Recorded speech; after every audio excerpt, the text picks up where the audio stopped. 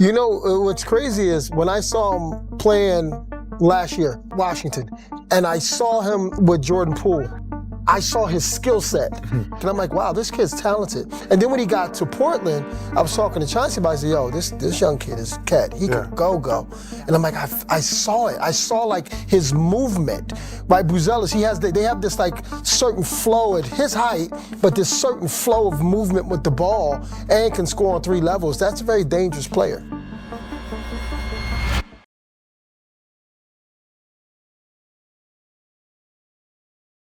Did you hear how everyone in Washington gave up on him? At the time, it seemed smart. Looking back, one of the worst trades in recent memory. Deni Avdija is averaging over 25 points per game. He just made his first All-Star team. He's become the face of the Portland Trail Blazers. And just months ago, the Wizards traded him for Malcolm Brogdon, who's now retired, a mid-first round pick, and some future assets. So what happened? Was Deni actually good in Washington? Or did he become a completely different player after leaving?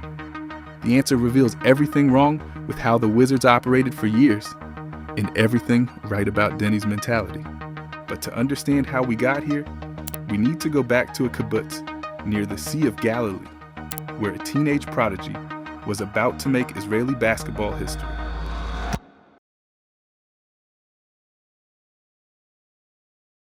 Deni Avdija was born into basketball. His father, Zufer, wasn't just some recreational player. He was the captain of the Yugoslavian national team, a bronze medalist at the 1982 FIBA World Championship. He spent 11 years with Red Star Belgrade, one of Europe's most storied clubs, before moving to Israel. His mother, Sharon, was a former track and basketball athlete herself. So when Deni was born on Kibbutz Beit Zera, a small collective community near the Sea of Galilee, basketball wasn't a hobby in that household. It was heritage. Deni started playing organized ball at 8 years old. By 12, he joined the youth academy of Maccabi Tel Aviv, Israel's most prestigious basketball institution. And by 16, he made his professional debut, becoming the youngest player in the club's history to suit up for the senior team. Let that satisfying for a second. 16 years old, playing professional basketball against grown men. Most kids that age are worried about homework. Deni was winning championships. 3 of them, actually. He led Maccabi to consecutive Israeli League titles in 2018, 2019, and 2020. And in that final season, at just 19 years old, he was named the youngest MVP in Israeli League history, averaging 12.9 points, 6.3 rebounds, and 2.7 assists per game. But it wasn't just domestic dominance. On the international stage, Deni was even more impressive. He led Israel to back-to-back gold medals at the FIBA U20 European Championships, earning tournament MVP in 2019 with absurd numbers: 18.4 points, 8.3 rebounds, 5.3 assists per game. The basketball world took notice. Scouts started calling him the greatest talent Israel had ever produced. ESPN had him as the perfect fit for Atlanta at 6. Some mocks had him cracking the top 5. On November 18, 2020, the Washington Wizards made him the 9th overall pick, the highest an Israeli player had ever been drafted. For a country of 9 million people, this wasn't just a basketball moment. It was national pride. But here's the thing about being a 19-year-old prodigy from overseas, entering the NBA. The league doesn't care about your EuroLeague highlights. It doesn't care about your championship pedigree. The NBA only cares about one thing. Can you produce at this level? And for Deni, the answer wasn't immediately clear.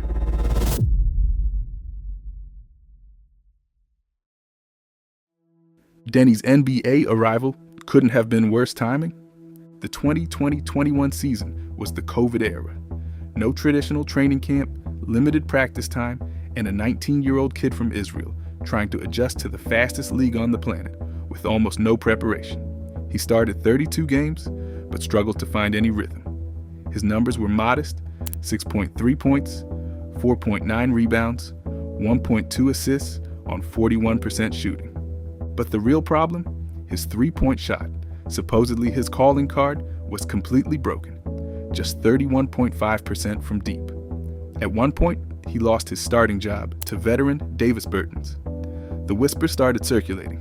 Was Deni just a EuroLeague guy? Was the hype overblown? Then things got worse. April 21st, 2021, the Wizards' first home game, with fans in over a year. Israeli flags scattered throughout the arena. Deni grabs a defensive rebound, pushes the ball, goes up for a layup, and comes down wrong. He collapses in agony, clutching his right leg.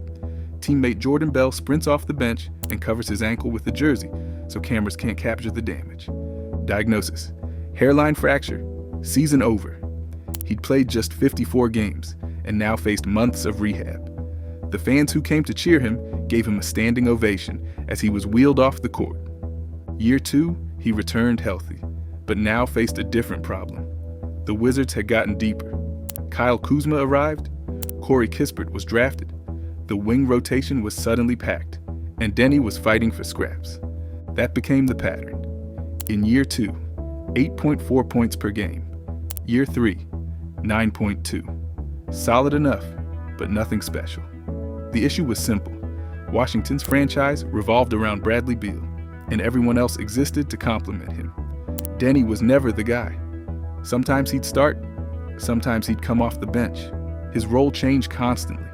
He'd flash brilliance, a double-double here, a playmaking burst there, but he never got consistent opportunity to prove what he could really do. Then came March 2023.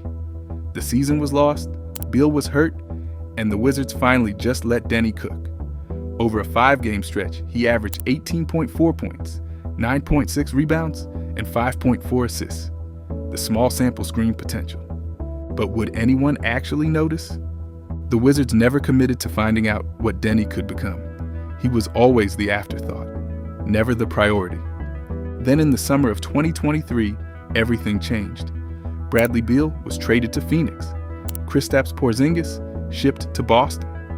For the first time in his NBA career, Deni Avdija wasn't fighting for minutes on a team with playoff aspirations. He was being handed the keys to a rebuild. And what happened next, nobody saw coming.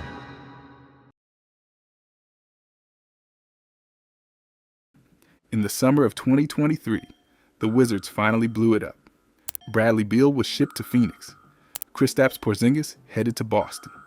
The franchise cornerstones were gone, and for the first time in his NBA career, Deni Avdija wasn't fighting for scraps.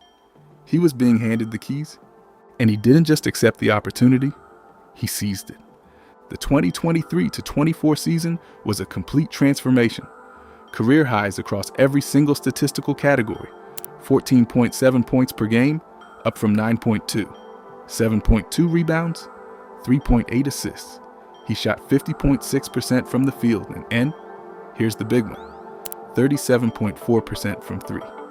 That 3-point number matters. For 3 years, the biggest knock on Deni was his jumper. He'd shot 31%, 30%, 29% from deep in his first 3 seasons.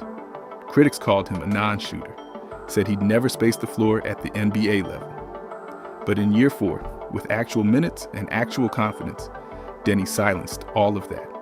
He finished 6th in most improved player voting, and Washington noticed.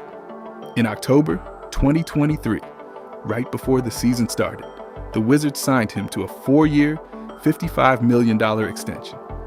It felt like a statement, like the organization was finally saying, "You're part of our future."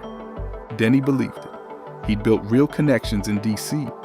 He thought he was a foundational piece of the rebuild. He was wrong. June 26, 2024, draft night. The Wizards hold the 2nd overall pick and are about to select Alex Sarr. But before that pick is even announced, Adrian Wojnarowski drops the bomb. Deni Avdija has been traded to Portland. The return? Malcolm Brogdon, 31 years old, on an expiring contract. The 14th pick, which became Bub Carrington, a 29 first-rounder, and 2 future second-rounders. Deni later admitted it felt like a knife in the back. And honestly, can you blame him? Washington had just extended him 8 months earlier. They told him he was part of the plan. Then they shipped him out on draft night like he was a salary dump. The Wizards' reasoning? Deni didn't fit their timeline. At 23 years old, he was apparently too old for their rebuild. Let that sink in. Too old at 23. But here's the ultimate irony. Deni wasn't on some bloated max contract. His deal actually decreased every year. By 2027 to 28, he'd be making just $11.9 million. An absolute bargain for a player of his caliber. Washington could have had an ascending two-way wing locked up for pennies on the dollar through his prime years.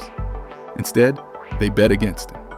They prioritized draft picks and timeline alignment over a player who had just proven he could be a legitimate starter in this league.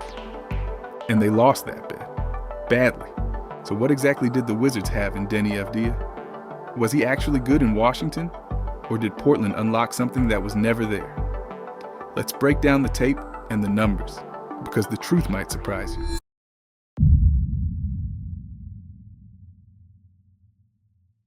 So let's talk numbers, because the numbers tell an interesting story. Deni Avdija's career averages with Washington: 9.8 points, 6.0 rebounds, 2.5 assists per game. On the surface, solid role player, nothing special. Certainly not the kind of stats that scream future all-star.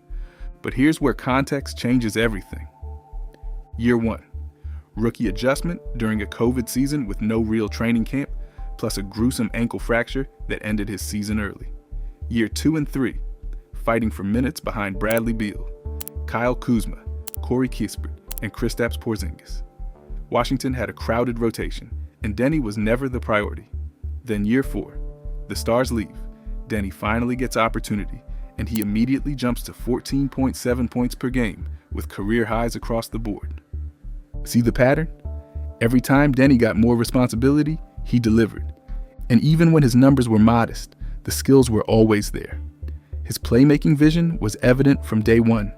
Elite court awareness, ability to run an offense as a point forward. His rebounding was remarkably consistent, pulling down 6+ boards from the wing position every single season. Defensively, he showed the switchability teams crave in today's NBA. He could guard positions 1 through 4 without missing a beat. But the biggest development, his three-point shot. Look at the progression. Year 1, 31.5%. Year 2, 30.8%. Year 3, 29.7%. Those numbers had people questioning whether he could ever be a reliable shooter in this league. Then year 4 hits, and suddenly he's knocking them down at 37.4% on solid volume. He didn't just improve, he transformed the weakest part of his game into a genuine weapon. Now here's what people forget about Deni's time in Washington. The Wizards went through 3 completely different eras while he was there. First, the let's make the playoffs with Beal era, then the we have no direction era after things fell apart. Finally, the full tank rebuild. 3 different identities in 4 years. Deni never had stability, never had a defined role, never knew what version of the team he was playing for until his final season. Compare that to Portland. From the moment he arrived, Deni was the focal point. The offense ran through him. The team invested in his development. And look what happened. So was Deni actually good in Washington? Yes, but with a massive asterisk. He was a useful player who consistently showed flashes of being something more. The tools were always there. The potential was obvious to anyone paying attention. The real question isn't whether he was good. It's whether he could have become what he is now if Washington had just given him the keys earlier. And based on his year 4 leap, when he finally got that chance, the answer is almost certainly yes. The Wizards didn't develop a star. They incubated one for Portland to harvest. And harvest they did.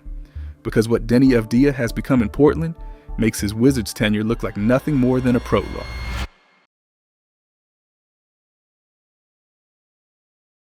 Today, Deni Avdija is averaging over 25 points, 7 rebounds, and 6 assists per game. He's the first Israeli player to ever make an NBA All-Star team, Israel's all-time leading scorer in league history. He's dropped 41 on Houston, recorded triple-doubles against elite competition, been named Western Conference Player of the Week. Deni was a project Washington refused to see through. He improved every single year, through injuries, through role changes, through franchise chaos. When he finally got opportunity, he delivered. When Portland gave him the spotlight, he became a star. So how good was Wizards' Deni Avdija, actually? good enough that trading him might go down as one of the worst decisions in franchise history. For more content like this, make sure to hype the video and subscribe. We are so close to 10,000 subs, so please help us get there.